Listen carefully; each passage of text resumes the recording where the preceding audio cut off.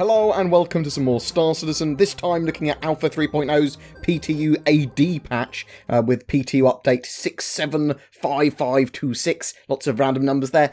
This patch is a good example of testing things and breaking things and what the PTU is all about. So there are some major changes and issues with this patch. The server player cap has been reduced from 50 to 40. Shops are empty of items to purchase from the shelves. Items and ships placed in hangars are not persisting between sessions. And equipping a weapon that's already equipped in another slot can actually cause the client to crash as well now. So there's some different focus, or at least some slight change in focus for the current test and gameplay.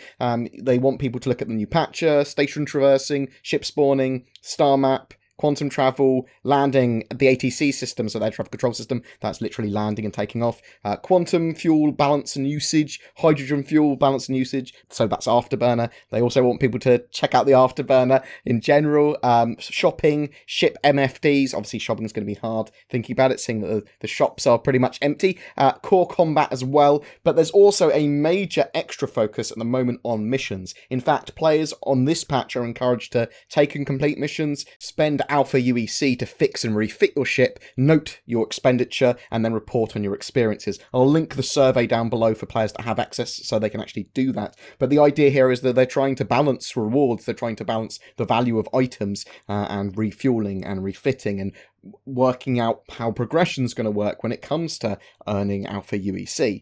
Other improvements and bug fixes in this AD patch include with the UI, when in interaction mode, mouse wheel now scales when you're using it to focusing on things.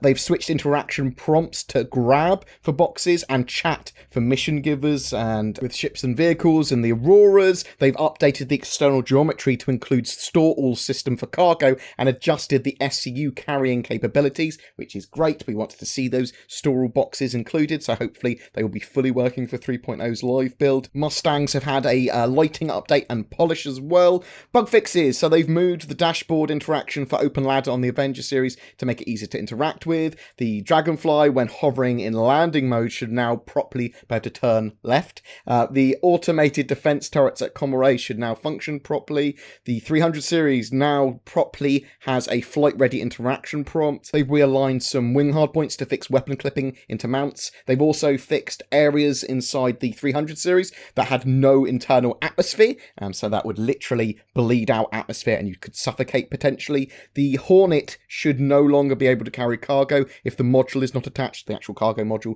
You should no longer be able to lose ambient audio when in the driver's seat of a Grey Cat. Players should no longer be able to walk around while trying on clothing. Also, players shouldn't have to fall through the elevator in Levski anymore, which is good.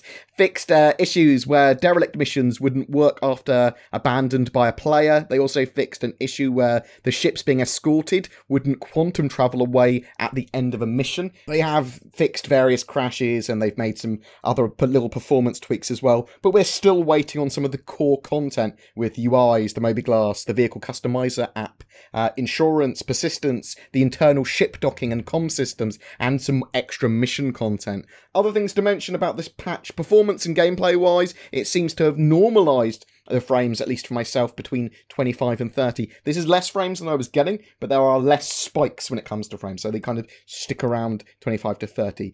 They still have this occasional jitter, especially when I open doors, and I am actually now getting occasional crashes much more often than I used to, so maybe once every half an hour, which is annoying because previously I wasn't getting that. EMPs as well, I thought weren't functioning correctly in the last patch, but they just seem to be extremely OP at the moment, overpowered. Not affecting the ship that uses them at all, but everything else is pretty much disabled around them, even if it's just briefly. This was clearly going to be balanced though, so don't panic and go, oh my god, this is so OP. Yeah, at the moment, it's not working fully as intended. It needs to properly be balanced out. There is actually a lot more changes in content than I realised with some of the older missions, Grimhex, Comorays, and the Kovalex shipping hub, with new areas, looks and improvements actually being a lot more fleshed out and looking a lot better now. I will link the latest full patch notes below and keep you up to date on the latest happenings in the PTU. It's still looking possible for a live build, or at least a wider PTU in everyone's hands by Christmas, and I would expect a little hotfix or another minor patch today or tomorrow fixing some of the issues that this patch actually had. Every month we have a giveaway for November, and it's coming to the end of November. It's for a massive Pioneer base building ship donated by our featured org, Matadors. Links below if you're looking to join an Outlaw group. All you need to do is be subscribed to my YouTube channel and comment on any of my Star Citizen content during this month to be in for a chance of winning that Pioneer. Do you have any questions about the latest patch, about the PTU, about Alpha 3.0, about Star Citizen's development in general? Anything, chuck them in the comments below. A special thank you to my Patreons who allow me to create the amount of content I do. If you're interested in becoming one of them, then you can find the links to Patreon as well as everything else we've talked about below. Please don't forget to like and subscribe, as it really does help me, and I'll see you in the verse.